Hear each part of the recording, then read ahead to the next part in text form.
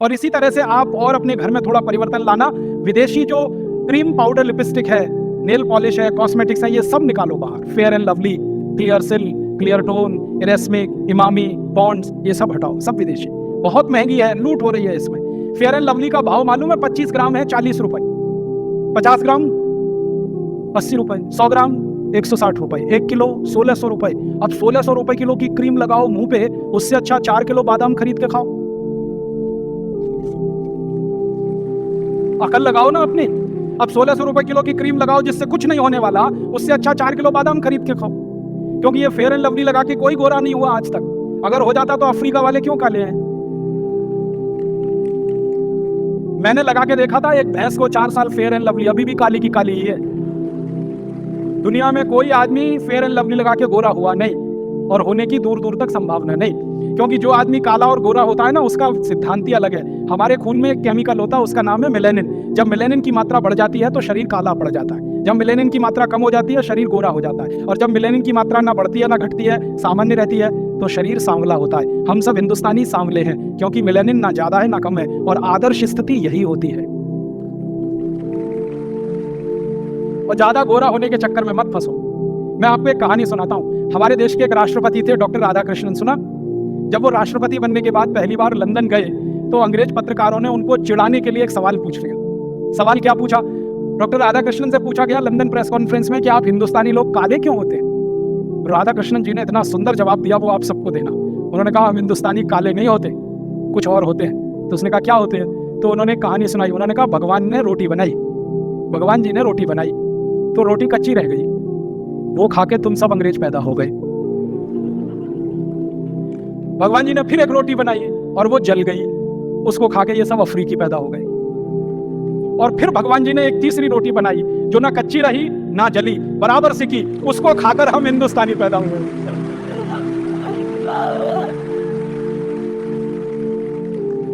तो हम काले नहीं है, सांवले हैं। और मैं आपको बताऊं, विज्ञान ने यह स्वीकार कर लिया है आज कि सांवले रंग की त्वचा को कैंसर होने की संभावना सबसे कम होती है। कारण क्या है? खून में मेलेनिन की मात्रा सबसे परफेक्ट हमारी ही है। इसलिए अपने सांवले होने पे गर्व करो, इसको हीन भावना से मत देखो। और बार बार ध्यान करो कि शंकर जी सांवले, भगवान राम सांवले, श्री कृष्ण सांवले, तो हम गोरे होके करेंगे क्या? हम तो सांवले ही अच्छे हैं। और जब यह बात मन में बैठ जाए कि सांवले अच्छे हैं, तो फेयर एंड लवली की जरूरत क्या फिर? क्योंकि वो तो गोरा बनाने वाली क्रीम है। हटाओ उसको, 1600 रुपए किलो की फालतू में। तो ये fair and lovely, clear silk, clear tone, इरेस्मिक, इमामी, पॉन्ड्स, ये सब हटाओ घर में से। फिर आप बोलोगे जी कौन सी क्रीम लाए? कोई मत लाओ, आप जैसे हो बहुत अच्छे हो। लगाना ही है तो देसी गाय का घी चुपड़ लिया करो, सबसे अच्छा। हाँ, उससे अच्छी कोई चीज नहीं। और नहीं तो जैसे हैं वैसे अच्छे हैं। आप इस बात का ध्यान रखो कि दुनिया में किसी भी व्यक्ति के व्यक्तित्व की परीक्षा उसके शरीर के रंग से नहीं होती, उसके काम से होती है, उसके गुण से होती है, उसके स्वभाव से होती है।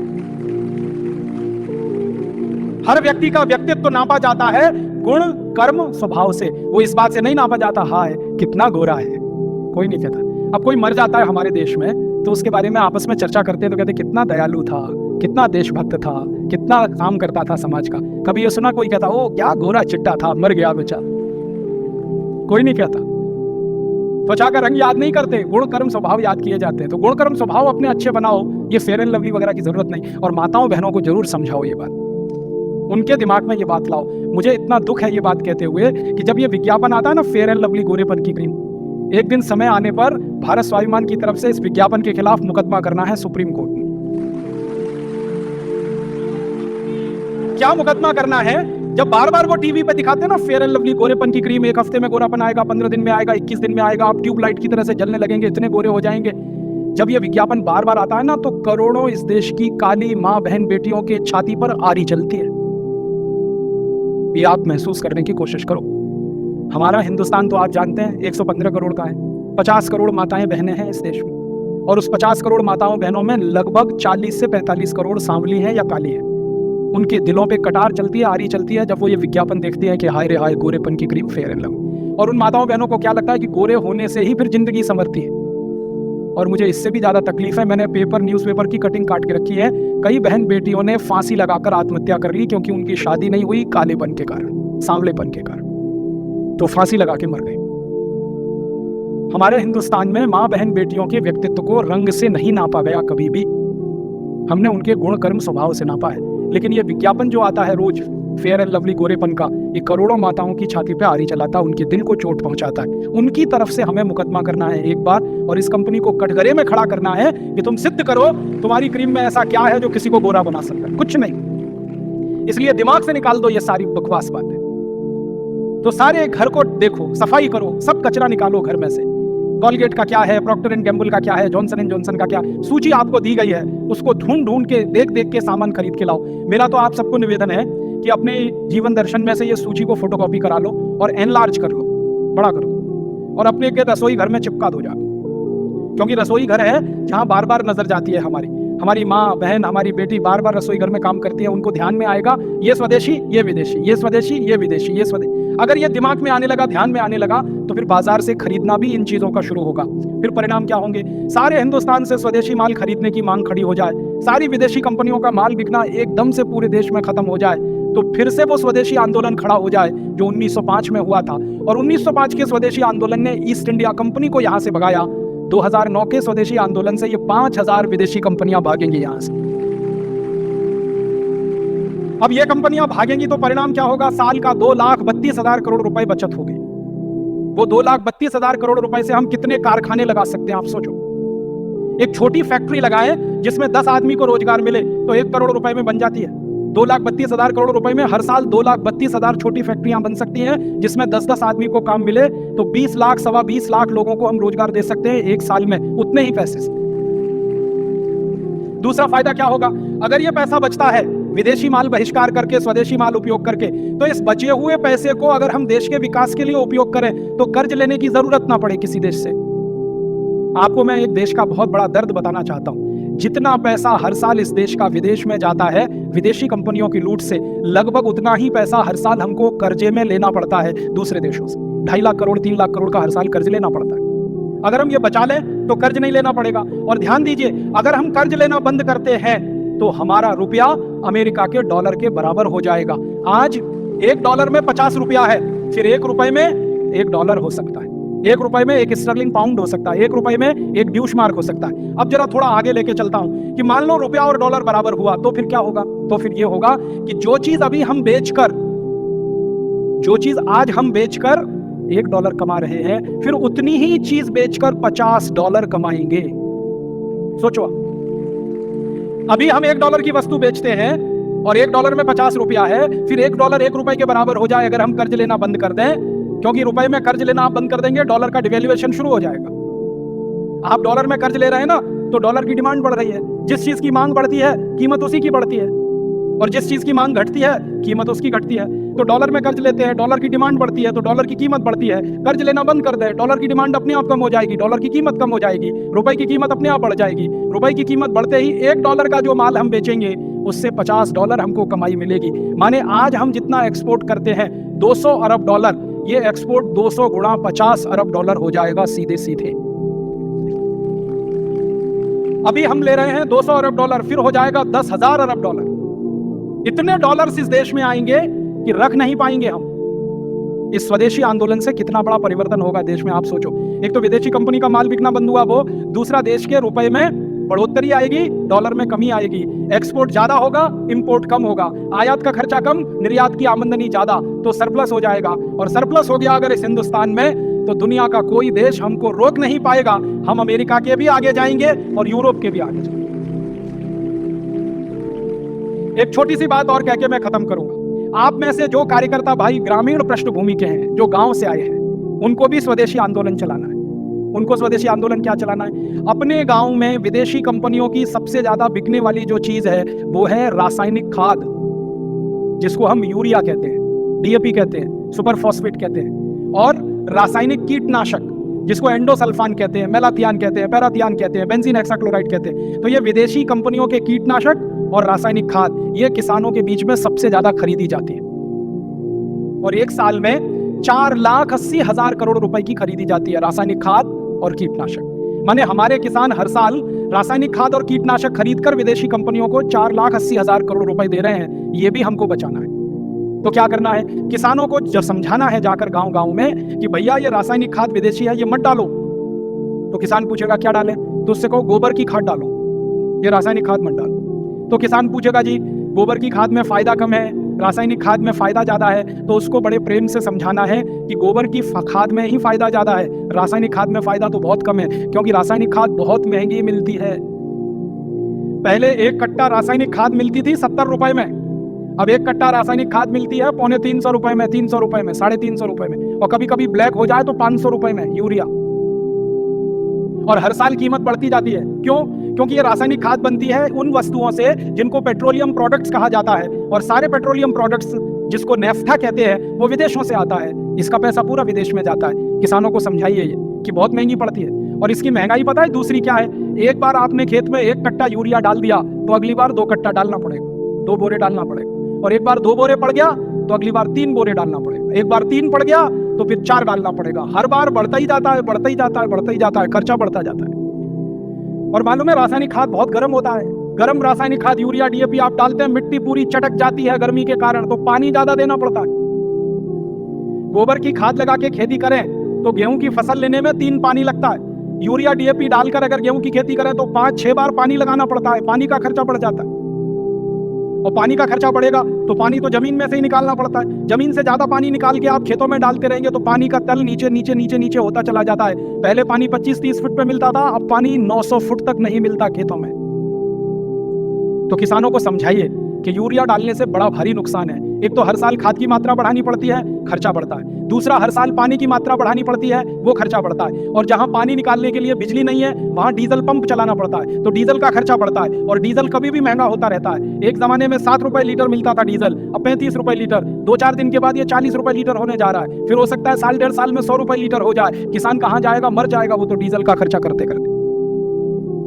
और फिर एक और नुकसान होता है कि ये यूरिया डीएपी जब हम खेत में डालते हैं तो मिट्टी में ये केमिकल घुल जाते हैं, और मिट्टी में घुल गए तो पौधे की जड़ में आ जाते हैं, पौधे की जड़ से पौधे के तने में आ जाते हैं, पौधे के तने से पौधे के फल में आ जाते हैं, पौधे के फल में आ जाते हैं तो फिर वही फल हम खाते हैं, हमारे शरीर में आ जाते हैं। और हमारे शरीर में अगर ये जहर आ गया तो हमारी माताएं तो पूतना हो जाती है। आपने पूतना की कहानी सुनी? कृष्ण भगवान को जहर पिलाने के लिए आई थी, आज हमारी माताओं के दूध में जहर आ चुका है, अपने अपने बच्चों के लिए वो पूतना की स्थिति में है। आज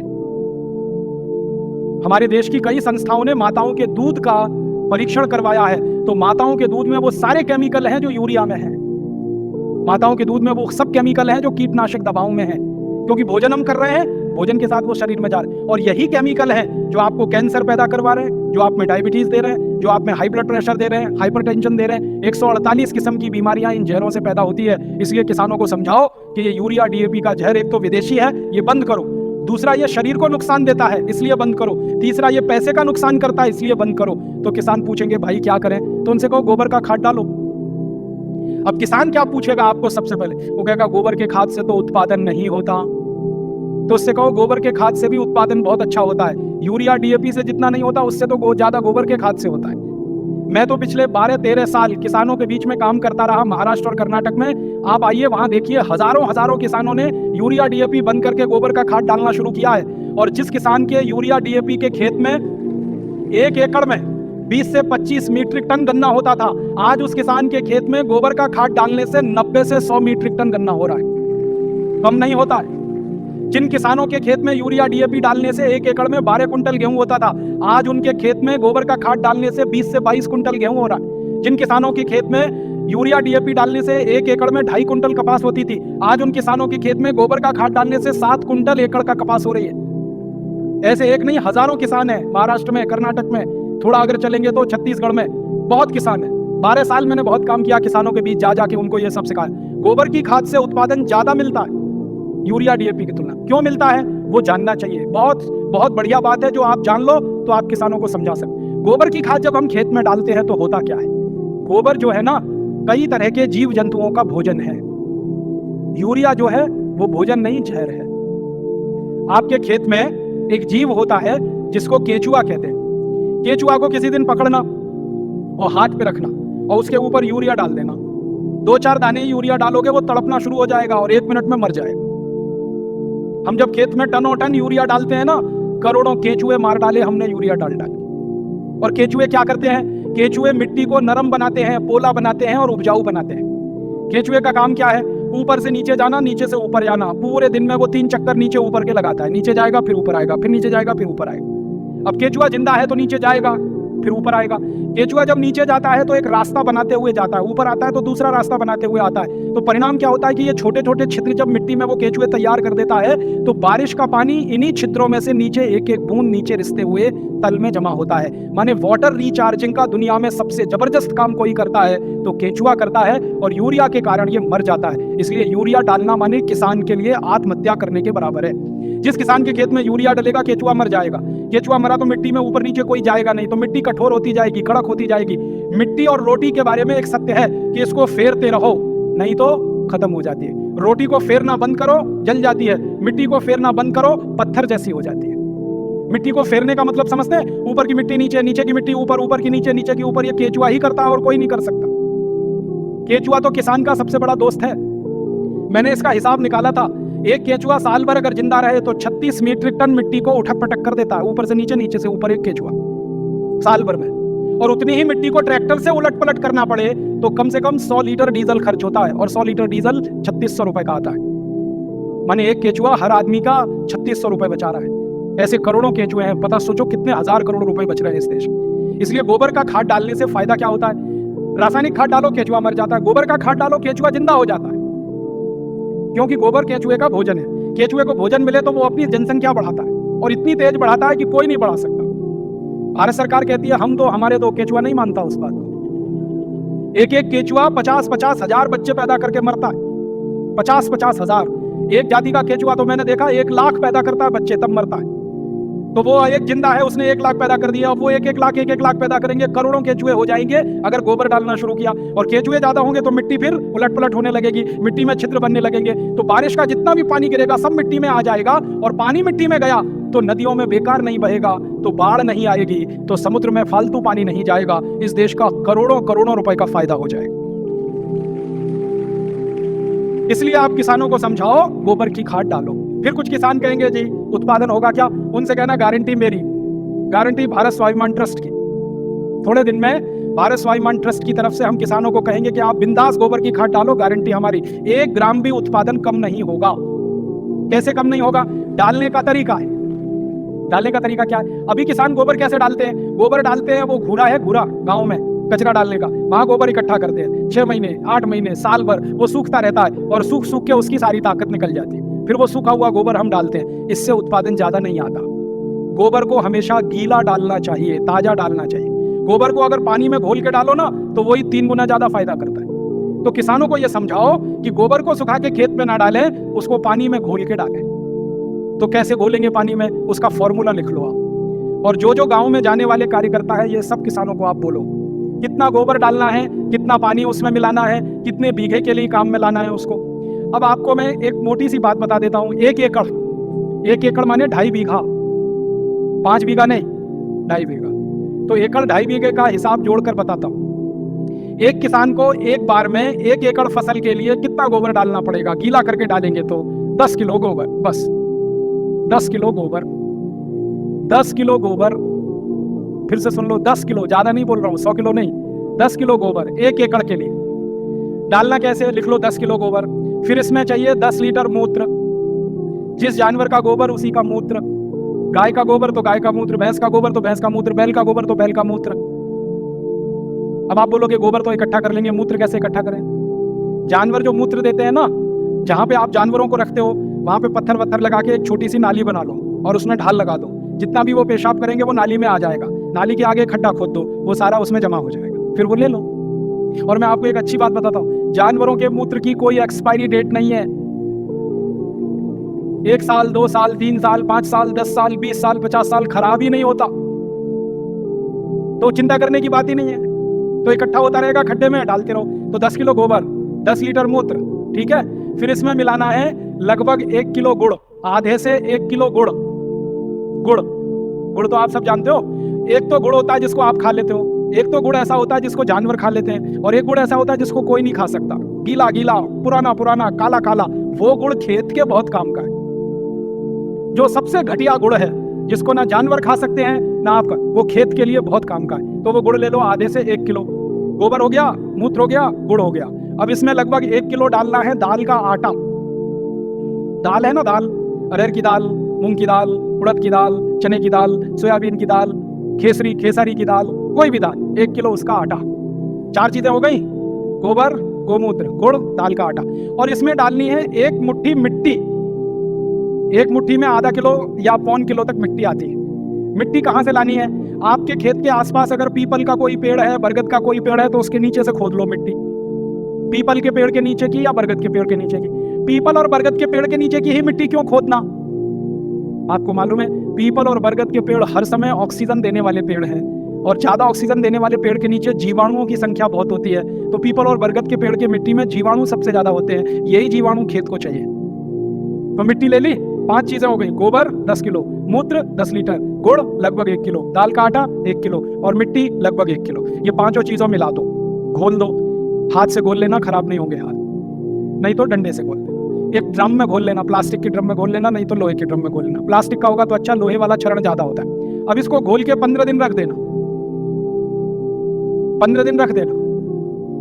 घोलने में तकलीफ आए तो थोड़ा पानी मिला देना, ज्यादा मत मिलाना, थोड़ा ही मिलाना। घोल के 15 दिन रख देना। 15 दिन के बाद ये खाद तैयार हो जाएगा। इस खाद में क्या होगा? करोड़ों करोड़ों सूक्ष्म जीवाणु पैदा हो जाएंगे। वो जो मिट्टी डाली ना, मिट्टी के जीवाणु अगर 1 लाख है तो 15 दिन में वो 100 करोड़ से ज्यादा हो जाएंगे। ढक के रख लो तो अच्छा है। छांव में रखना सबसे अच्छा, धूप में बिल्कुल मत रखना। पेड़ के नीचे की छांव में रखना, नहीं तो कोई ऐसी जगह रखना जहां सूर्य का प्रकाश ना आता हो, और इस पे कपड़ा बांध दो, ढक्कन लगा दो, जैसे है ढक लो। अब ये 15 दिन में तैयार हो गया। इसमें करोड़ों जीवाणु तैयार हो गए। अब ये जीवाणु घोल, इसको जीवाणु घोल कहते हैं, इसको खेत में डालना है। डालने से पहले इसमें पानी मिलाना है। और पानी कितना मिलाना है? जितना गोबर था उसका 10 गुना पानी, 10 गुना कम से कम 100 लीटर पानी। 10 किलो गोबर तो 100 लीटर पानी, और ज्यादा से ज्यादा पानी मिला सकते हैं तो 200 लीटर। तो 100 से 200 लीटर पानी मिला लिया। अब ये पूरा परफेक्ट घोल हो गया। इसको 1 एकड़ के खेत में छिड़कना है। जैसे पानी छिड़कते हैं ना मिट्टी दबाने के लिए, ऐसे ही छिड़कना है बस।